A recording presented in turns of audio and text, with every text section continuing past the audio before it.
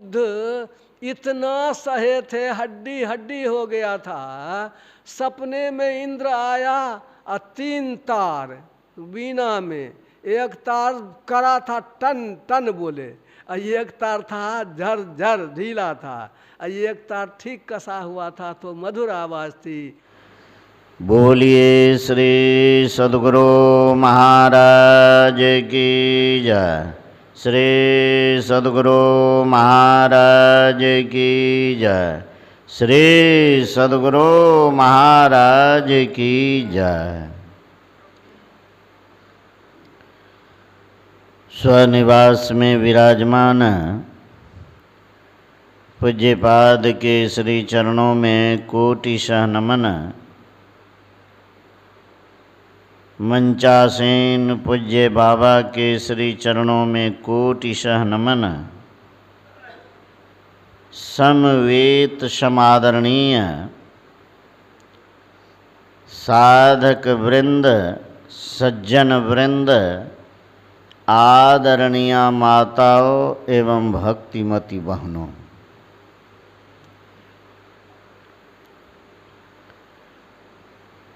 पक्ष ध्यानाभ्यास सहित ज्ञान यज्ञ के 15वें दिन के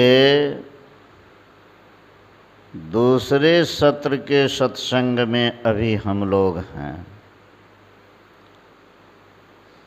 अब यह कार्यक्रम समापन की ओर अग्रसर हो रहा है। शेष अब एक समय का ध्यानाभ्यास और एक समय का सत्संग बाकी है।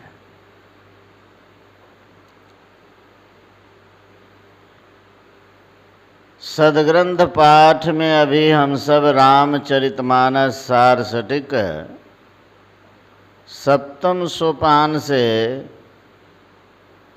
कागभुसुंड जी और गरुड़ जी के संवाद को सुन रहे थे और अंतिम दिन में अंतिम बात सुन रहे थे। कागभुसुंड जी गरुड़ जी से कहते हैं कि बिना ईश्वर भजन के कोई सुख शांति को नहीं पा सकता है।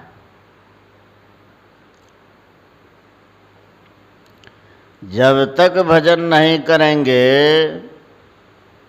तो सुख और शांति की प्राप्ति असंभव है। सुन रहे थे हम लोग कागभुसुंड जी पहले जो आत्मज्ञान के वक्ता लोग थे उनका उदाहरण दिए हैं। शिव अज शुक सनकादिक नारद जे मुनि नायक। शिव अज शुक सनकादिक नारद जे मुनि ब्रह्म विचार विशारद। ब्रह्म ज्ञान में प्रवीण थे। सब कर मत खगनायक येहा करिय राम पद पंकज नेहा। सबका यही विचार कि राम के चरण कमलों में प्रेम करना चाहिए, उसकी भक्ति करनी चाहिए। फिर वेद पुराण शास्त्रों का उदाहरण देते हैं। श्रुति पुराण सदग्रंथ कहाहे रघुपति भगति बिना सुख नाही। वेद पुराण और जितने सदग्रंथ हैं सब में यही बात है कि बिना ईश्वर भजन के सुख शांति की प्राप्ति असंभव है। और यह भी सुन रहे थे कि बहुत से उदाहरण दिए कागभुसुंड जी कि संसार में जो काम असंभव है वह काम भी संभव हो जाए। तब भी बिना ईश्वर भजन के कोई सुख शांति को नहीं पा सकता है। अंत में कह दिए कि बारी मथे घृत होय बरु, सिकता ते बरु तेल, बिनु हरि भजन न भवतरिये यह सिद्धांत अपेल। पानी के मथने से घी हो जाए और बालू को पेड़ने से तेल निकल आवे, जो कि असंभव है, यह हो जाए तब भी बिना ईश्वर भजन के कोई सुख शांति को नहीं पा सकता है। अर्थात ईश्वर की भक्ति ही सुख शांति को दे सकती है और कोई नहीं। काकभुसुंडी जी गरुड़ जी से अपने पूर्व जन्म की बात को सुनाते हैं। कहते हैं, हे गरुड़ जी, मेरी भी बात को सुनिए, मैं अपने जीवन की बात को कहता हूँ। मेरे बहुत से जन्म हुए और उन जन्मों में बहुत से कर्मों को किया और जो जो कर्म किए उसको गिनाए, कहे कि अभी जो इस जन्म में मैं सुखी हूँ, ऐसा सुख मुझे कहीं किसी जन्म में नहीं मिला। उन्होंने कहा, नाना जन्म कर्म पुनि नाना, किए जोग जप तप मख दाना, कब नेउ जो निजह जन्मेउ नाही, मैं खगेश भ्रमी भ्रमी जगमाही। देखहूँ करी सब कर्म गुसाई, सुखी न भयहूँ अबहीं की नाई। सब कर्म करके देख लिया कि ये जोग जप तप मख दाना, ये सब भी काम किए, लेकिन इस जन्म में अभी जो मैं सुखी हूँ, ऐसा सुख मुझे नहीं मिला। तो कौन सा काम किए? यही किए, सत्संग किए, जप किए, ध्यान किए, तो सुखी हो गए। वर्णन हम लोग पहले सुन चुके हैं। क्या क्या किए? पीपल तरुतर ध्यान जो धरई, जाप यज्ञ पाकड़ी तर करई, आम छाह कर मानस पूजा, तजी हरि भजन काज नहीं दूजा, बटतर का हरि कथा प्रसंगा, वही सुनहि अनेक विहंगा। अर्थात सत्संग किए, ध्यान किए, मानसी पूजा किए, यस जप किए, ये काम किए तो सुखी हो गए। हम लोग भी मनोयोग पूर्वक सत्संग जप ध्यान करेंगे, करते रहेंगे संलग्नता पूर्वक, तो अवश्य सुख शांति की प्राप्ति होगी, अवश्य होगी। इसीलिए दृढ़ विश्वास के साथ हम लोगों को जप ध्यान करना चाहिए, और यही सार भक्ति है, यही सार भक्ति है। असार भक्ति से परम कल्याण नहीं होता है। गुरु महाराज की वाणी में है, आहो भक्त सार भगति करु हो, असार भगति करी संसार भ्रमत रही, भक्ति श्रम निष्फल हो। कहते हैं भक्तों, सार भक्ति करो, असार भगति करी। असार भक्ति करेंगे तो संसार भरमत रहे, आवागमन के चक्र में पड़े रहेंगे, जन्मना मरना लगा रहेगा। इसीलिए सार भक्ति कीजिए, असार को त्यागिए। असार भक्ति का भेद संत महात्माओं से जानकर करेंगे तो अवश्य है परम सुख की प्राप्ति होगी। असार भक्ति कैसा है? तो गुरु महाराज कहते हैं ये बच्चों के खेल के जैसा है। कैसा है? बच्चों के खेल के जैसा। जैसे बचपन में खेलते हैं बच्चे लोग, गुड़वा गुड़वी बनाते हैं, ब्याह भी रचाते हैं, भोज भी होता है, खाते भी हैं। खेलते खेलते जब भूख लग जाती है तो माँ के निकट जाता है बच्चा, कहता है कि माँ भूख लगी है खाने दो। तो माँ कहती है कि अभी तो भोज खाया। कहा वह तो झूठ का था। उसी तरह असार भक्ति है। गुरु महाराज कहते हैं आओ भक्त छाड़ू बालक खेल हो, बाहर भरमन बाल खेल जैसन अभी अंतर धसु हो। बाहर बाहर यदि भरमेंगे, ईश्वर को खोजते फिरेंगे तो कहीं परमात्मा मिलने वाले नहीं।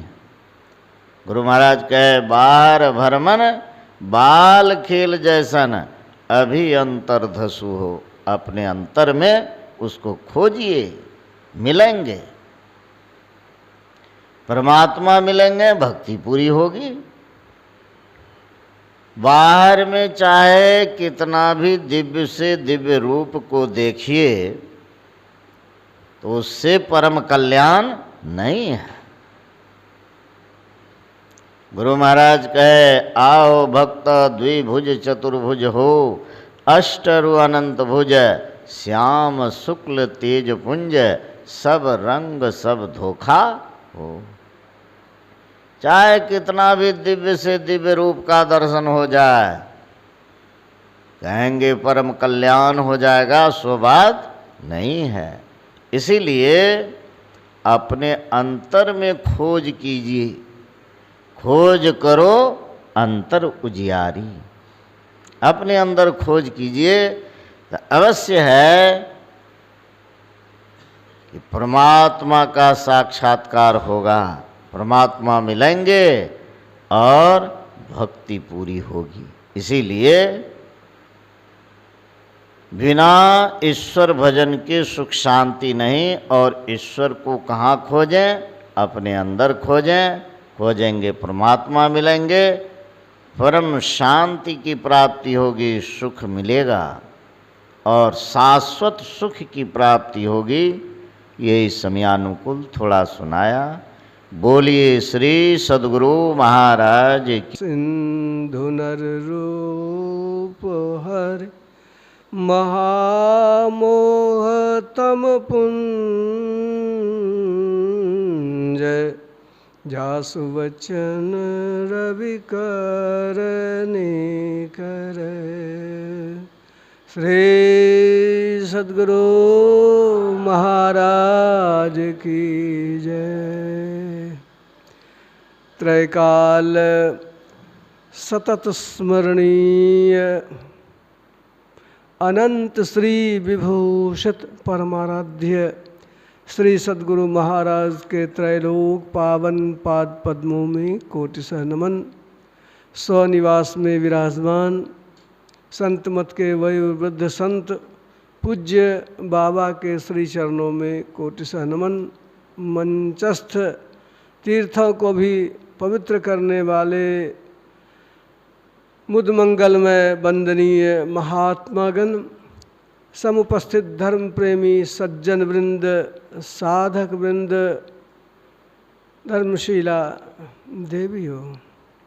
हम लोग सुनाया बाबा ने कि आज यह मुख्य सत्संग जो अपराह्नकालीन है, यह अंतिम सत्र ही है अपराह्न काल का, और श्री रामायण जी से भी अंत का ही पाठ हुआ है, सबका निचोड़ ही है इसमें।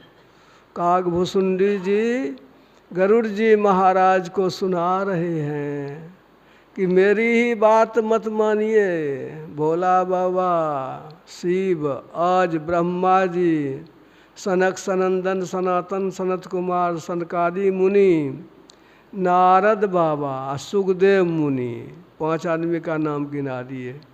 शिव, अज, सुक, सनकादिक, नारद। इतना ही नहीं, और भी जे मुनि ब्रह्म विचार विशारद, ब्रह्म ज्ञान में जो अत्यंत निपुण है, सो सब कर मत खगनायक ये हा। मेरा ही सिर्फ नहीं, सबों का मत है, करिए राम पद पंकज नेहा। श्री भगवान श्री राम के चरणों में प्रेम कीजिए। और भी जोड़ते हैं, ये तो ये सब ऋषि मुनि लोग हुए, वेदों पुराण कहता है, श्रुति पुराण सब ग्रंथ कहा ही, वेद पुराण और जितने सदग्रंथ हैं सब कहते हैं, क्या कहते हैं? रघुपति भगति बिना सुख नाही। बिना भगवान के भजन के आप सुखी नहीं हो सकेंगे।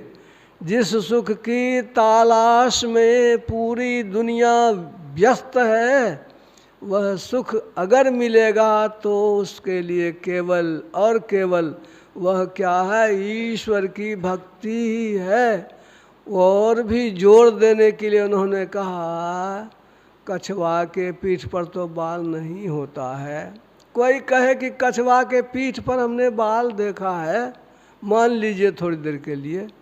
बांझ उसको कहते हैं जिसको संतान नहीं होता है। कोई कहे कि बांझ के पुत्र ने मुझे मारा है, यह भी विश्वास कर लीजिए तो कर लीजिए। सूरज के निकलते ही अंधकार भाग जाता है। कोई कहे अंधकार ही सूरज को निगल गया। आकाश में मिट्टी नहीं है, वहाँ खेती फूल कैसे निकलेगा? कहे वहाँ भी आकाश में फूल खिल जाएं, बर्फ़ ठंडा होता है। कहे बर्फ़ों से आग निकल जाए, बालू के पेरने से तेल निकल जाए, पानी से घी निकल जाए, सब असंभव है।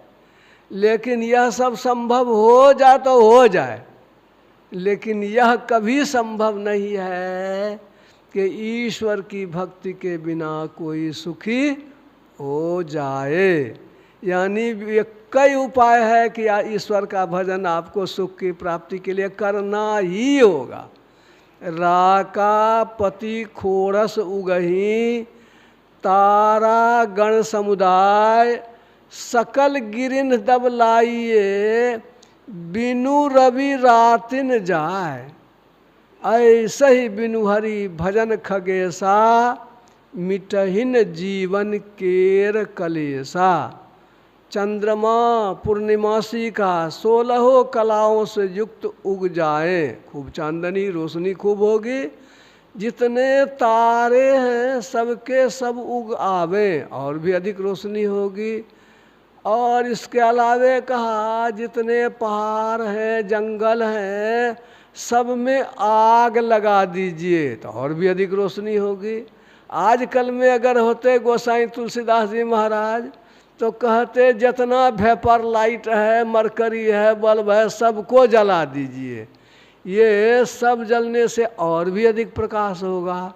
लेकिन विचारिए इतने प्रकाश के बावजूद भी क्या दिन हो जाएगा, क्या रात्रि का नाश हो जाएगा?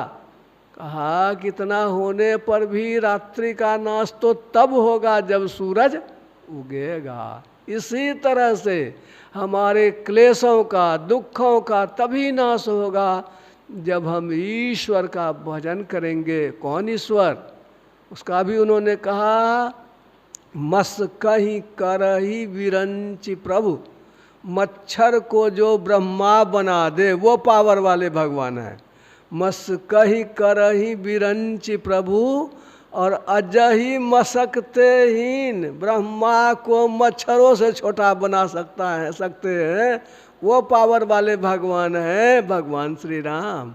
अस विचारी, ऐसा विचार करके संशय छोड़ करके भगवान का भजन करना चाहिए। यह पाठ में जोर इतना अंतिम में रामायण के निचोड़ में क्यों दिया गया? इतना सब लोग जो कर रहे हैं वो कम है क्या? वो गड़बड़ है क्या? कहेंगे वो भी है। संसार में जीने के लिए तो करना ही पड़ेगा, किंतु यह जो सांसारिक सुख है, यह सुख है इंद्रिय जन्य सुख है। इंद्रियों से इसको भोगते हैं, खाते हैं, पीते हैं, सोते हैं, सुख महसूस होता है क्षण भर के लिए, लेकिन सदा का सुख इससे प्राप्त होता नहीं है। यह दुख मिश्रित सुख दुख मिश्रित सुख इसमें मिलता है। और इंद्रियों का भोग, जैसे मान लीजिए भोजन में लोग बहुत नाम लेते हैं रसगुल्ला। एक भोज में एक पंडित जी को श्राद्ध था का जितना खिलावेंगे तो उतना पुण्य होगा। पंडित जी का जब पेट भर गया का पंडित जी अब जय रसगुल्ला खाइएगा उतना 5 टकिया। वो 5 टकिया के लोभ में पंडित जी खींचे थोड़ा, तब कहा कि देखिए 50 टकिया है, अब जितना रसगुल्ला खाइएगा 50 रुपया एक रसगुल्ला पर। पंडित जी 50 टका किलो में और फिर टाने। अब फिर जब भर गया कि आप देख लीजिए यही 500 नोट है, जितना खाइएगा उतना देंगे। लेकिन पंडित जी का दम तो फूल रहा था, 500 का नोट देखते ही लोभ हो गया, थोड़ा खींचे। लेकिन तब कहे अब नहीं, अब टका रुपया से मतलब नहीं, जानों से मतलब है। खाए तो जरूर, अब तो उठा ही नहीं जाए पंडित जी को। ये स्थिति होती है। जिस रसगुल्ला के खाने में आपने बहुत सुख अनुभव किया, वही रसगुल्ला आपके लिए दुख का कारण बन जाता है। ये सभी भोगों की यही हालत है। ये भोजन की इसमें नहीं, और भी जितने भोग हैं इंद्रियों के विषयों से, वो भोग अधिक जब हो जाता है दुखदाई हो जाता है।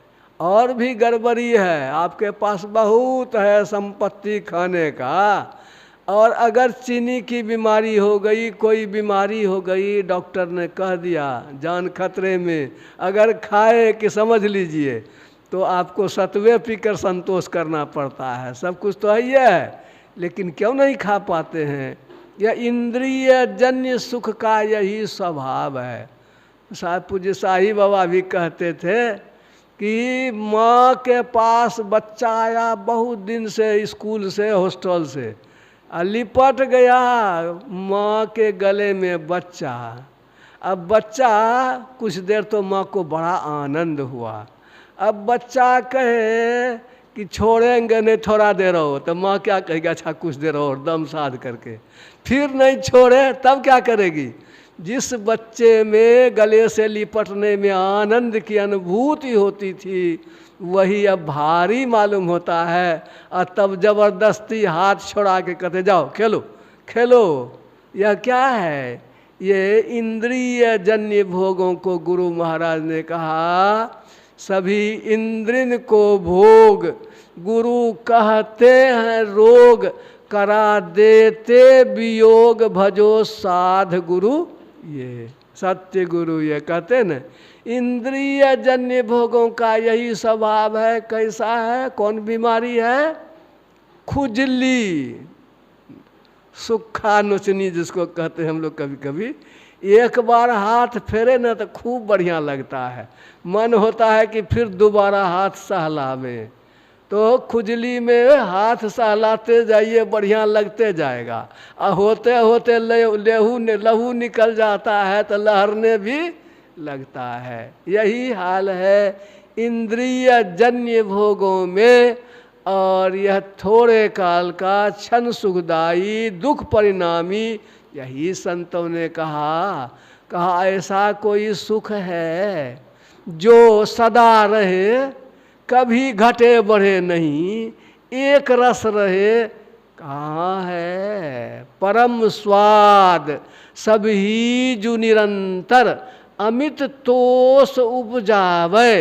ऐसा स्वाद जो कभी घटे बढ़े नहीं, अत्यंत संतुष्टि जिससे हो, वह भीतर में मिलता है, वह ईश्वर की भक्ति में मिलता है। नमूना चाहिए, नमूना दीजिएगा तब ना समझेंगे कि आप ठीक कह रहे हैं कि गलत कह रहे हैं। जब जाते हैं सामान बेचने के लिए, नमूना दिखाते हैं तो उसकी कीमत लगती है। नमूने के लिए कहा कि ये जो है हम लोग जब सो जाते हैं, निट्ठा नींद में रहते हैं, तो वहाँ पर देखिए तो एकदम कोई दुख नहीं है, एकदम सुखय में है। सपने में तो सुख दुख होता है, और निट्ठा नींद में एकदम नहीं होता है। और जगते हैं तो होश तो नहीं था। इतना कहते कि आज खूब सोए, देह की जितनी थकावट थी सब दूर हो गई, और इस तरह से वह आनंद महसूस करते हैं। कैसे हुआ? कहा यह हुआ कैसे?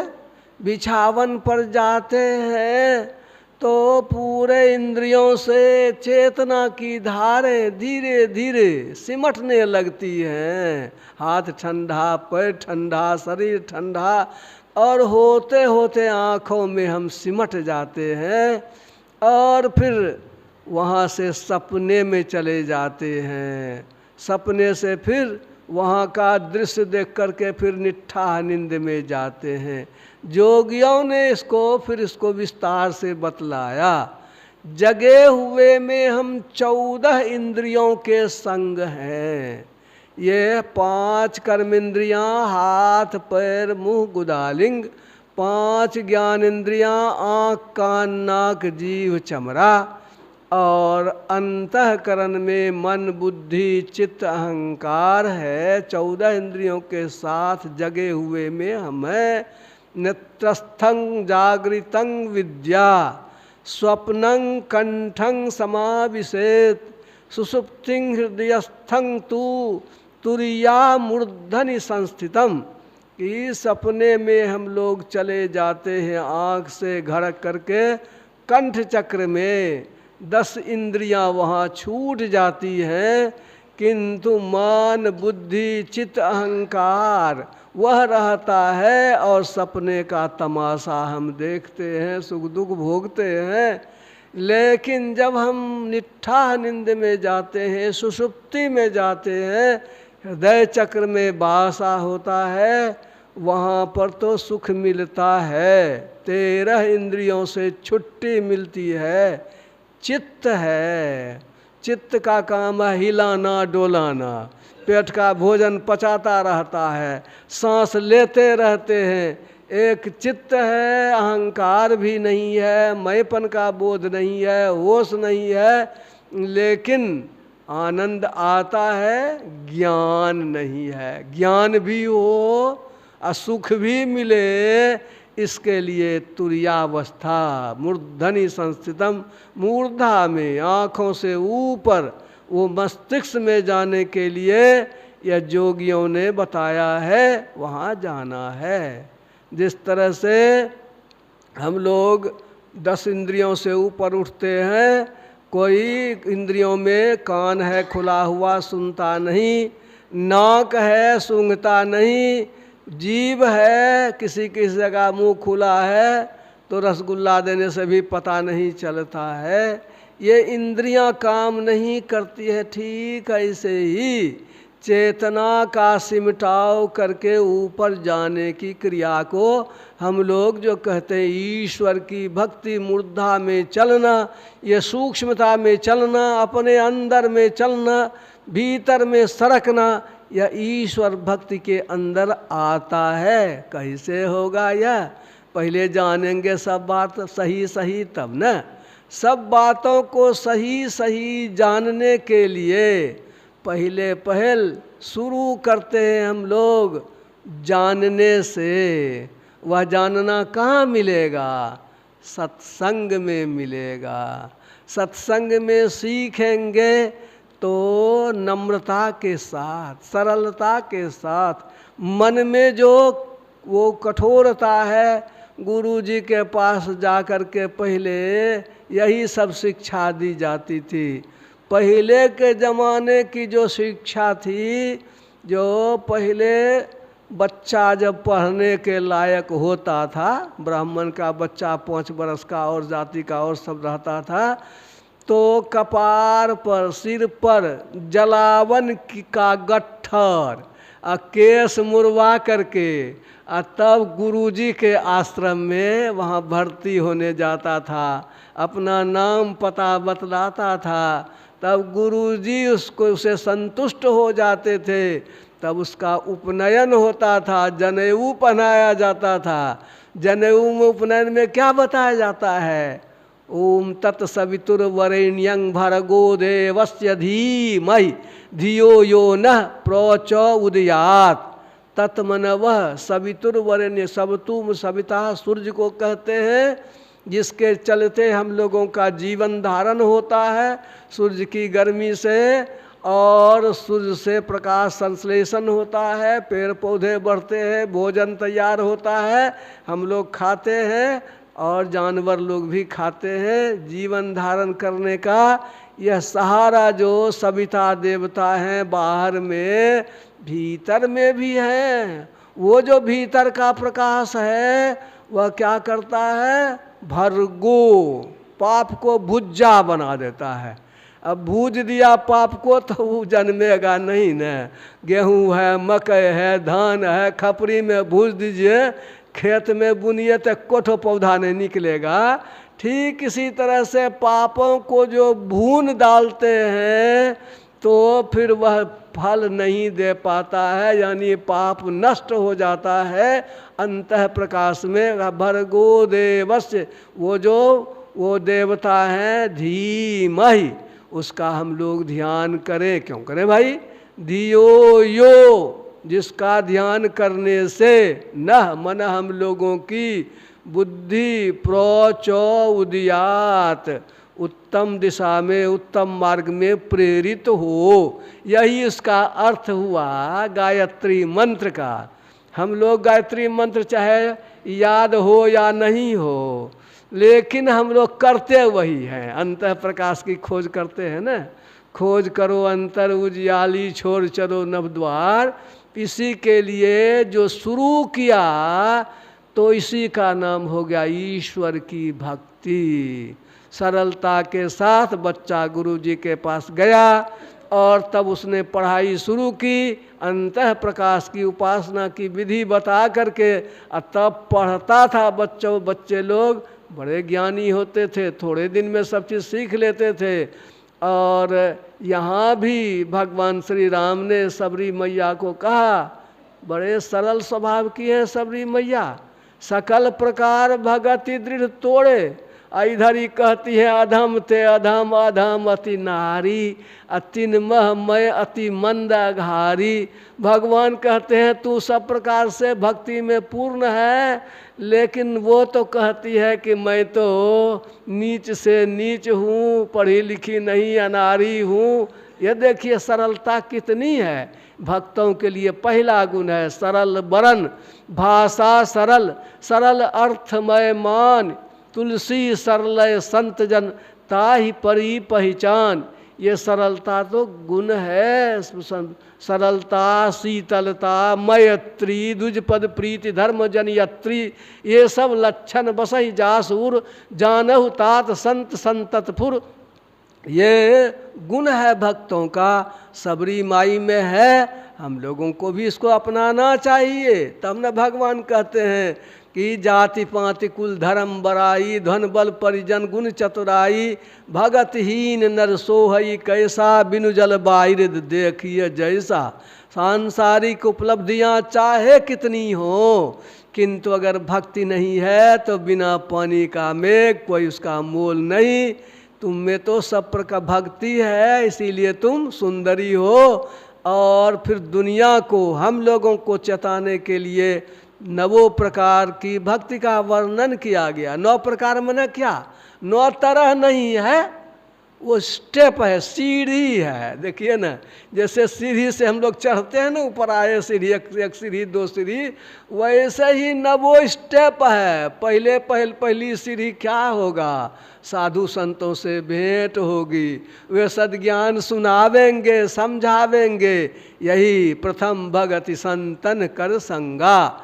संतों के पास जाएंगे, कबीर संगत साधु की जो गंधी का बास, जो कुछ गंधी दे नहीं तो भी बास सुबास। यह है संतों के संग जाने के लिए जीवन मुक्त ब्रह्म पर चरित सुनहि तज ध्यान। जे हरि कथा न करहि रति तिनके ही पाषाण। कि जो जीवन मुक्त हो चुके हैं वे भी सत्संग सुनने के लिए आते हैं। बहुत बड़ाई है सत्संग की। यहाँ तक कहा कि अक्को क्षण सत्संग मिल जाए तो क्षण में सज्जन संगति रेखा भवति भवार्णव तरने नौका। संसार सागर से तरने में मजबूत नाव हो जाता है। यानी कि भक्ति की शुरुआत सत्संग से हुई और यहाँ से हमारा संस्कार बढ़ना शुरू हो गया। असत्संग में गए, अब मन है कहीं, मन तो रमे संसार में, तन साधुन के संग तुलसी याहि वियोग ते नहीं लागा हरि रंग। यानी कि दूसरी रति मम कथा प्रसंगा। सत्संग में जाएंगे तब न सुनेंगे, सुनेंगे कैसे? खूब प्रेम से, रति प्रेम। वो पूरे डूब करके सत्संग सुनेंगे तो समझेंगे, सुनेंगे नहीं तो समझेंगे क्या? असमझेंगे नहीं तो करेंगे क्या? करवे नहीं करेंगे तो सुधार होवे नहीं करेगा तो उद्धार भी नहीं होगा। ठीक से सुनेंगे, समझेंगे, करेंगे, सुधार होगा तो उद्धार भी होगा। ये है, ये दूसरी रति मम कथा प्रसंगा। सुनेंगे समझेंगे तब सोचेंगे कैसे करेंगे? गुरु की तलाश, गुरु के गुणों को जानेंगे, सच्चे गुरु कैसे होते हैं।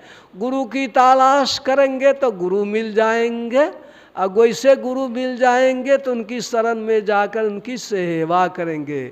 शारीरिक सेवा तो कुछ ही लोग कर सकेंगे, लेकिन आज्ञा उनकी मानते हैं तो वही उनकी सेवा होती है। आज्ञा समन सुसाहिब सेवा। ये जो उनकी गुरु की आज्ञा में बरतना उनकी सेवा में दाखिल है। गुरुपद पंकज सेवा तीसरी भगति यमान, चौथी भगति मम गुणगनो करे कपट तजिगान। वे बताते हैं कुछ मन को लगाने के लिए, रिझाने के लिए। चौथी भक्ति में स्तुति है, प्रार्थना है, उपासना है, ये करते हैं। अब 5वीं भक्ति में कहा कि भी बाहर से जरा भीतर जाने का प्रारंभ तो कीजिए। क्या करना होगा? कहा मंत्र जाप। गुरु बतलाते हैं कुछ ही शब्दों में मन को खूब लटाइए, घुराइए। बहुत से शब्दों में मन भाग रहा है। मन को पैर नहीं है, उर बिन खुर बिन चरण चोंच बिन उड़न पंख नहीं ताके रे। उसको कुछ है नहीं, भागता कैसे है? कबीर साहब ने कहा घोड़ा पर चढ़ के भागता है। कौन घोड़ा? का शब्द तुरी असवार होए। शब्द रूपी घोड़ा, तुरी बना घोड़ा। शब्द तुरी असवार होए, जहाँ जहाँ मन होता है वहाँ उड़ता ही रहता है। इसीलिए शब्दों में, एक ही शब्दों में, कुछ शब्दों में मन को लगाए तो उस शब्दों में मन लगा रहा। मन का यह स्वभाव है कि लगते लगते लग जाता है, रटते रटते याद हो जाता है। और इस तरह से कुछ शब्दों में मन को लगा के रखे तो मन भीतर में ठहरा, शब्द में ठहरा। और फिर रूप ध्यान भी किया। मंत्र जाप मम दृढ़ विश्वासा, विश्वास के साथ। पंचम भजन सुवेद प्रकाशा। छठी भक्ति से एकदम भीतर की भक्ति शुरू हो जाती है। अब इंद्रियों के घाटों से चेतना को ठीक वैसे निकालना है जैसे बल्ब से, पंखा से, टीवी से ये बिजली के तार धारा को आप समेट लेते हैं, मेन स्विच काट देते हैं, सब जगह धारा का बहना बंद हो जाता है। ऐसी ही क्रिया भीतर में होती है जो मन को दुष्कर्मों से बचाते हुए, सज्जनों के धर्म में लगाते हुए, खट दमशील विरति बहु कर्मा निरत निरंतर सज्जन धर्मा, सज्जनों का धर्म झूठ, चोरी, नशा, हिंसा, व्यभिचार, इससे बचते हुए और तब वह जो है कर्म करना है, बहुत से कामों से मन को हटाते हुए अंतर में हम मन कोश की धारों को समेटते हैं। इसकी जो क्रिया है यह क्रियावान गुरु से जानेंगे। संबंध मन का सांस से भी है, दृष्टि से भी है, ब्रह्मचर्य से, वीर्य रक्षण से भी है, लेकिन सबसे अधिक दोस्ती दृष्टि से है और सबसे भी दोस्ती है, लेकिन मन ही है मालिक, मन के अंदर ही वह सब है, वह मन उसके अंदर नहीं है। कभी कभी देखते हैं कि मन कहीं है, दृष्टि कहीं है, मन है उसका वो उसके ऊपर है। लेकिन हम लोग कुछ उदाहरण देखते हैं, जब जगे हुए हैं तो सांस भी चलती है और संसार के दृश्यों को भी देखते हैं, दृष्टि भी है और सांस भी चलती है। जब सपने में जाते हैं तो वहाँ पर भी दृश्य भी है, दृष्टि भी है, सांस भी चलती है, मन भी है। किसको कहते हैं मन? संकल्प विकल्प, मन में बहुत तरह के ख्याल आते रहते हैं, सपने में भी होता है, ये तीनों है। लेकिन जब निठाह नींद में जाते हैं, सांस तो चलती रहती है, लेकिन दृष्टि नहीं है तो मन भी नहीं है। सत्संग जो चौथा भाग में गुरु महाराज ने इसको रखा है, समझाया है कि दृष्टि के साथ मन का अधिक संबंध है।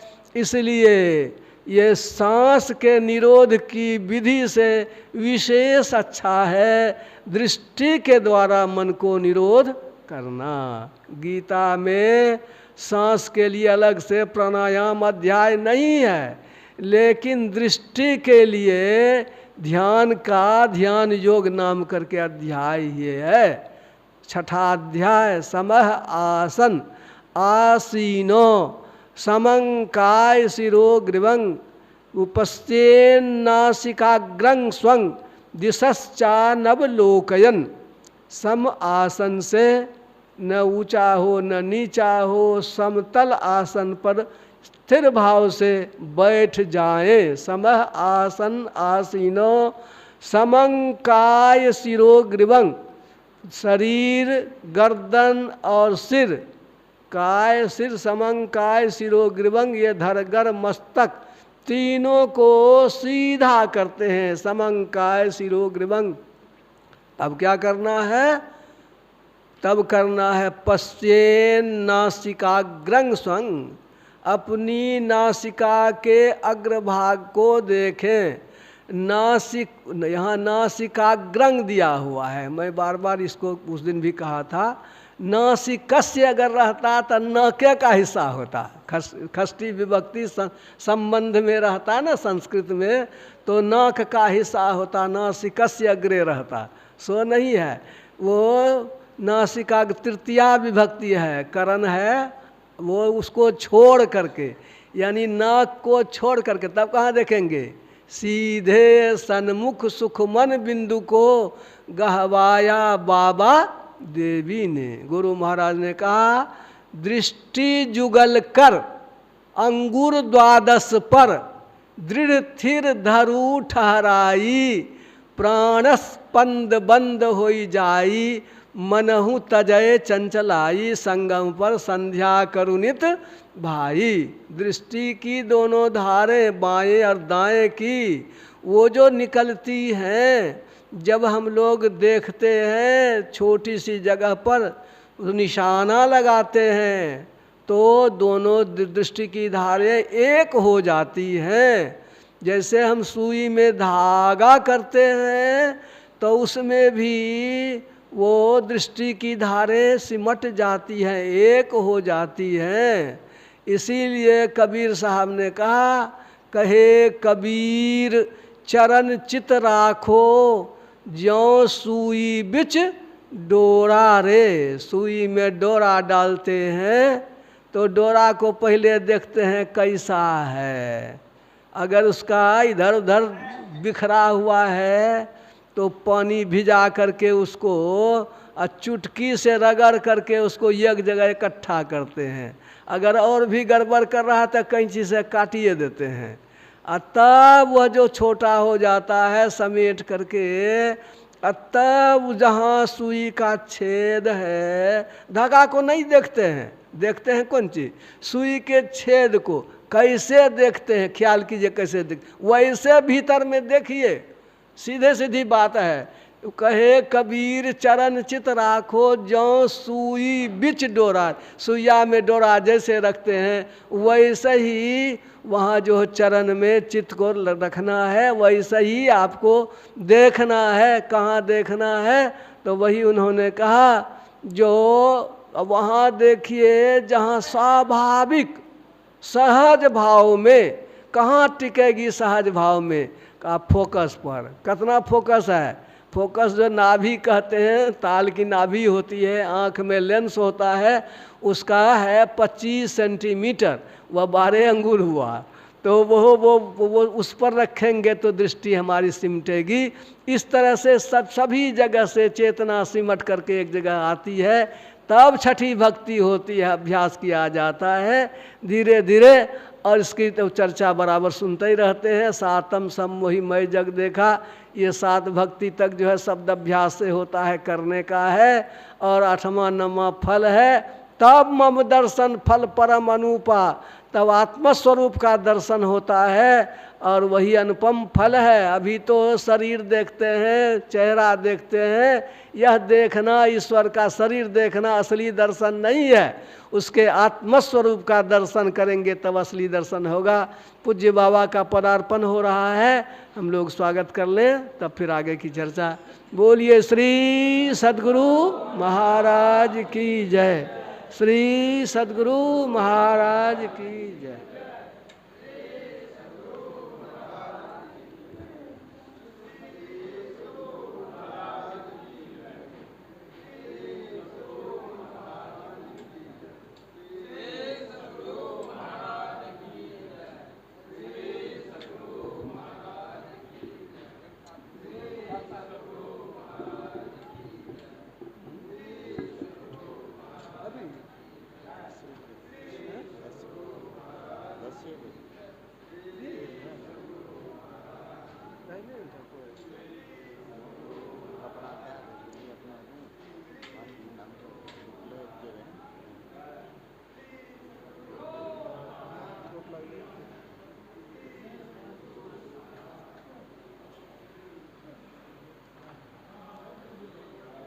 श्री सद्गुरु महाराज की जय।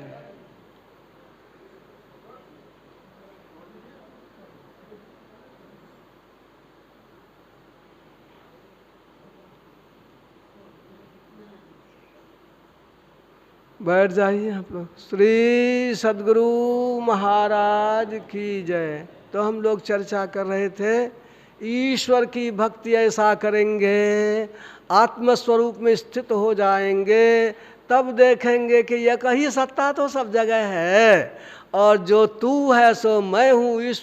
ईश्वर रूप में सब ढल जाते हैं, ईश्वरमय हो जाते हैं। यह जो है परम सुख की स्थिति, शांति की स्थिति, इसको गरुड़ पुराण में पंडित जी जो श्राद्ध कराते हैं उसमें कहा है, ब्रह्म निर्वाण मोक्ष। प्रकृति के गुणों को जय करके जो ऐसा करते हैं तो उनकी असल माने में उनकी मुक्ति होती है, कल्याण होता है। यह ईश्वर की भक्ति में है। किंतु भोजन को ठीक करना है, रहन सहन को ठीक करना है, और इस तरह से रहनी को संभालेंगे, भोजन को संभालेंगे, तभी इसमें सम्यक, जो साफ है, मध्यम मार्गी। भगवान बुद्ध इतना सहे थे, हड्डी हड्डी हो गया था। सपने में इंद्र आया और 3 तार वीणा में, एक तार करा था टन टन बोले, और एक तार था झर झर ढीला था, और एक तार ठीक कसा हुआ था, तो मधुर आवाज़ थी। वो गोया इंद्र ने कहा भगवान बुद्ध से, मध्यम मार्गी बनो, ऐसा ही चलो। और इस तरह से भगवान बुद्ध ये देखे ही कि उधर से सुजाता आ गई खीर लेकर के, और वो 49 कोर वो खीर सोने की थाली में लाई थी। वो 49 कोर खीर खाए, थाली को लोभ नहीं हो तो फल्गु नदी में फेंक दिए थाली को, और तब कुछ पर बैठ गए कि अब जब उठेंगे तो प्राप्त करके ही उठेंगे। और सचमुच में उन्होंने बुद्धत्व की प्राप्ति कर लिया। यानी भोजन, रहन सहन, सम्यक मार्ग जो है वो यथा ये जो है गीता में भी साफ साफ लिखा हुआ है कि ये जो है मध्यम मार्गी हम लोगों को बन करके, ये युक्ताहार विहारस्य युक्त चेष्टस्य स्वप्न युक्त स्वप्नावबोधस्य जोगो भवति दुःखः। यो युक्ताहार विहारस्य युक्त चेष्टस्य कर्मसु युक्त स्वप्नावबोधस्य जोगो भवति दुःखः। ये योग हम करेंगे तो सबको होगा। अंतिम दिन है, सब लोगों के लिए गुरु महाराज से प्रार्थना है कि सबका मन लगे, सब इस दिशा में बढ़े, इस ज्ञान को सीखें, सबका कल्याण हो। सब ये ज्ञानमय यज्ञ में जो हम लोगों को मौका दिए, आप लोग सब लोग आए, मिलजुल करके एक दूसरे को सहयोग किए। सब लोगों के लिए ज्ञानमय यज्ञ में तो जो थोड़ा भी इसमें दिए हैं, वो अग्नि की आहुति के तुल्य भी कनमात्र भी दिए हैं। ये ज्ञानमय यज्ञ का जो फल होता है अक्षय होता है, इसीलिए इसका फल तो अक्षय, खास करके ध्यान का तो फल अक्षय होता ही है। इसलिए सबके लिए गुरु महाराज से प्रार्थना कि हम सब लोग मिल करके संसार सागर से पार होने के उपाय में लगे रहें, सबका कल्याण हो। बोलिए श्री सद्गुरु महाराज की जय। मिलवै सर्वाधा मंगलमय मंगलकर मिलवा धन्य धन्य सदगुरु महिमा कही न जाए।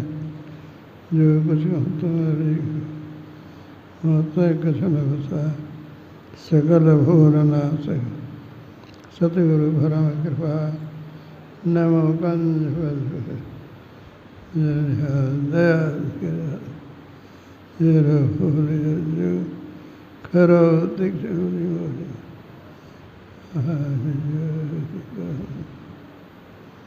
बोलिए श्री क्या पाठ हुआ है? पाठ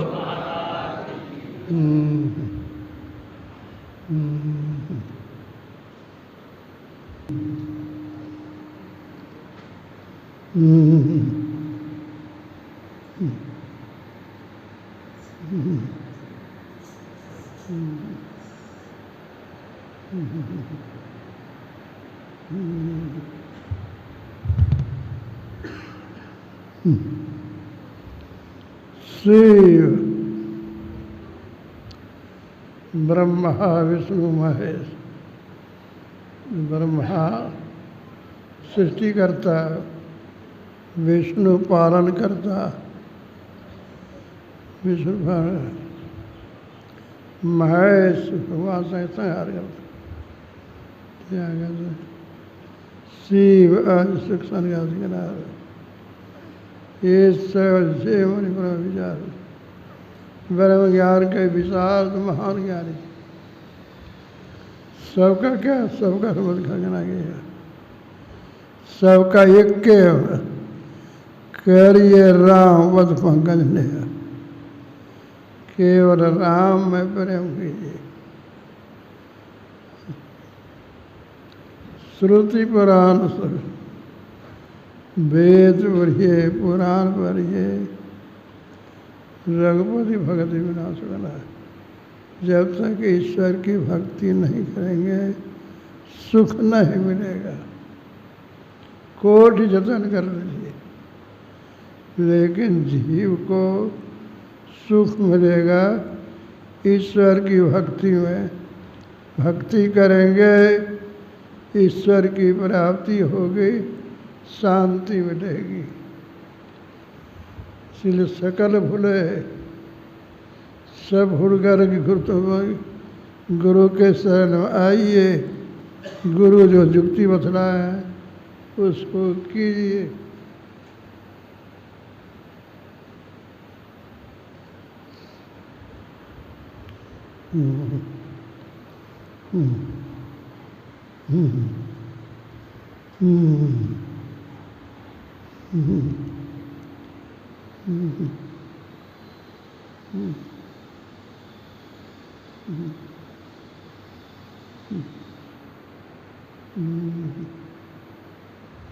श्री भगवान शंकर आज ब्रह्मा सुखदेव मुनि बड़े ज्ञानी थे, नारद इस ब्रह्म ज्ञान के विचार महाज्ञानी थे। सबका क्या मत? सबका मत कहना कि ये है कार्य राम बस पंकज ने, सबका एक के मत ये राम में प्रेम कीजिए। अब यह राम कौन राम? एक राम तो राजा दशरथ के अवतार लिए।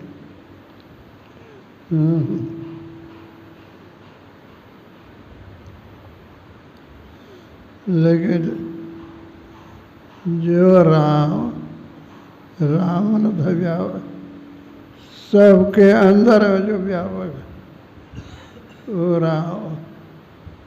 उस राम को जानने के लिए पहले गुरु से युक्ति लीजिए, युक्ति जानकर ध्यान साधना कीजिए, तब उस ईश्वर की प्राप्ति हो। दूसरा कोई उपाय नहीं है। ये अच्छी तरह से याद रखिए कि गुरु की कृपा, गुरु जो युक्ति बतलाएंगे उस तरह से कीजिएगा तो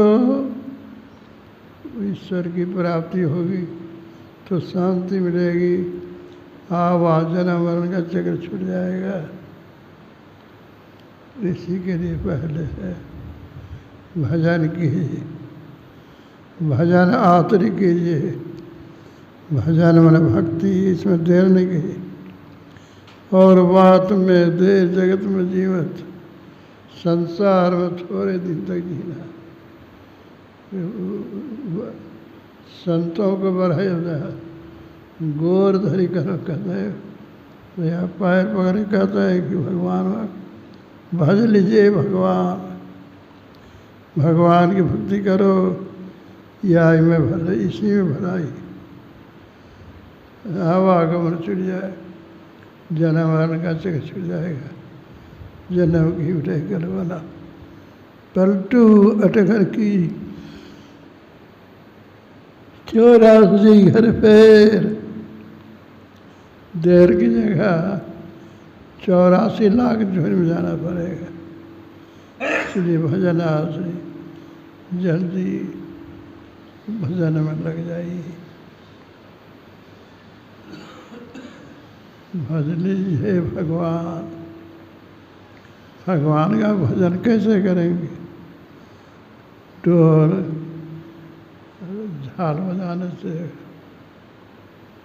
भगवान का भजन करने के लिए गुरु जो युक्ति बतला है, कोई विद्यार्थी तभी पढ़ेगा गुरु जैसे पढ़ावे। और गुरु जी कुछ नहीं पढ़ावे, विद्यार्थी में हमसे पढ़ लेगा।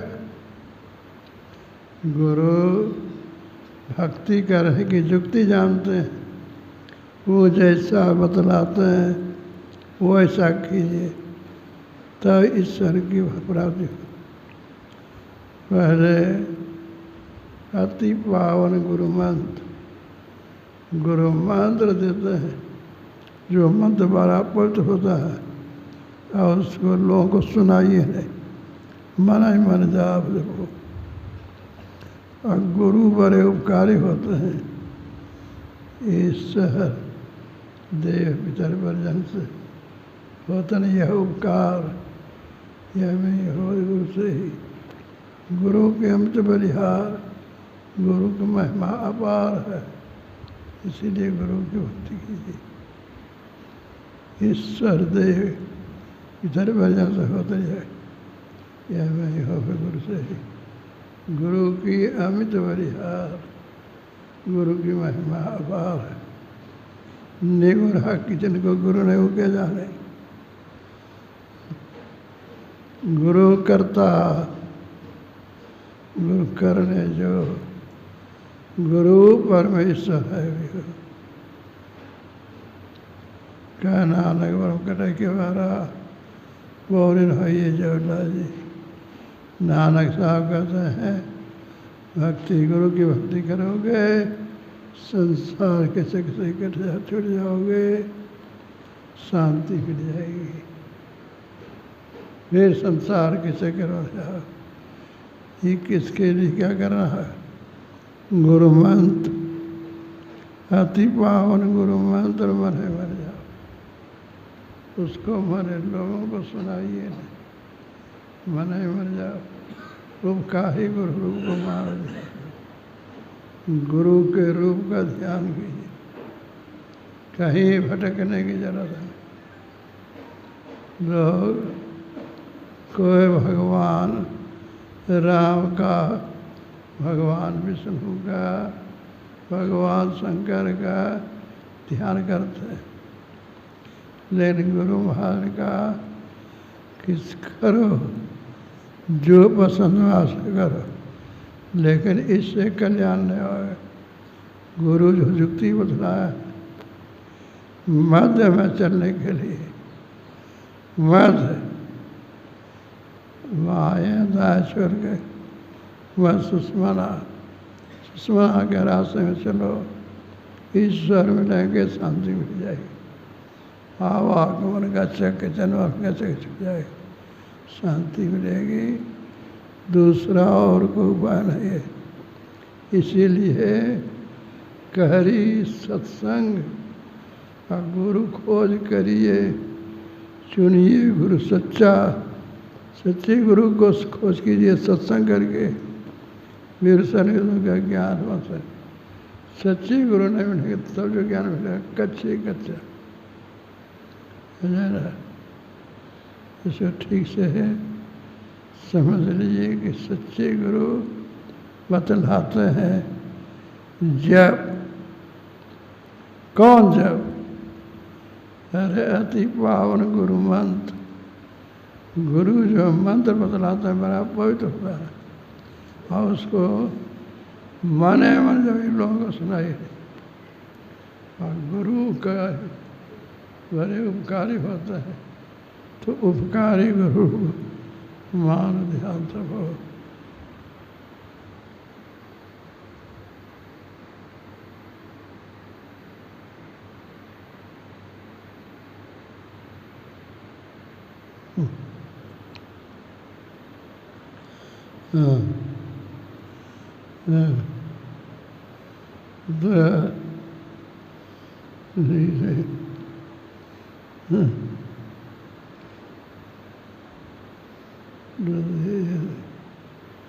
देखिए सब कर फल काग सुन रही गरज जगत के सब कर्म करना क्या करिए राम पागे रहे। एक ईश्वर में प्रेम कीजिए। सत्संग का मतलब ही ईश्वर में प्रेम कीजिए। कैसे?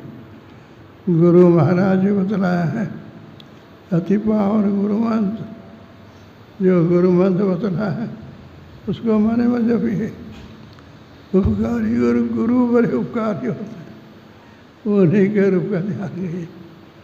जितने संसार में देवी देवता है, परमात्मा है, सब गुरु में निवास करते हैं। सभी संत ऐसा कहते हैं। हरदम बरूर है संग का भाई भाव ईश्वर परमात्मा तो संग में इस संसार का दुख जाता है। और गुरु मिल गया तो भव दुख गुरु नहीं ठहर सकल जय जयति करे। गुरु जो युक्ति बतला है उस तरह कीजिए, भवसागर पार हो जाइए, शांति मिलेगी। इसको पढ़िए, गुरु महाराज की किताब पढ़िए और सब किताबों पढ़िए, लेकिन सार बात यही है कि गुरु की भक्ति, साधु की सेवा, यही काम कर रहा है। गुरु भक्ति अति पावन गुरु मंत्र जपिए, उपकारी गुरु का ध्यान कीजिए। जितने देवी देवता है पूर्ण परमात्मा गुरु में करे निवास कहते हैं संत सब, सभी के संत कहते हैं।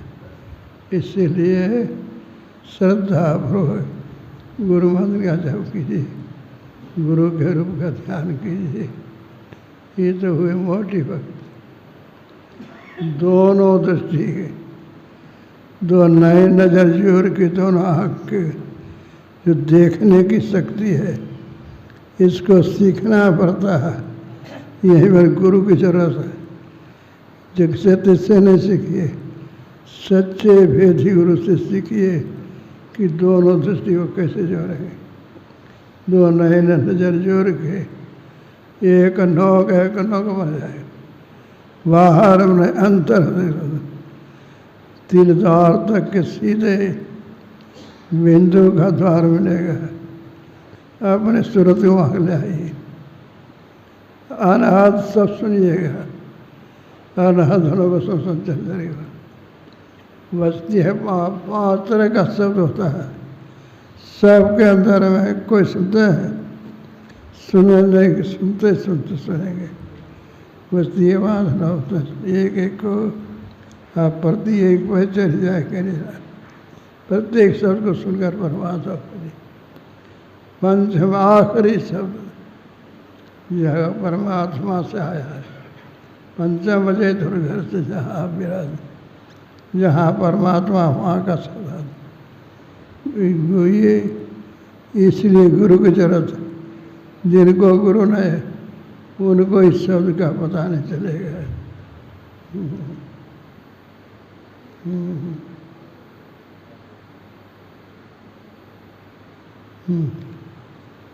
इसलिए श्रद्धापूर्वक सब कोई जो गुरु बतलाया है उसको कीजिए। इसी में आपकी हमारी सबकी भलाई है। बोलिए श्री सद्गुरु महाराज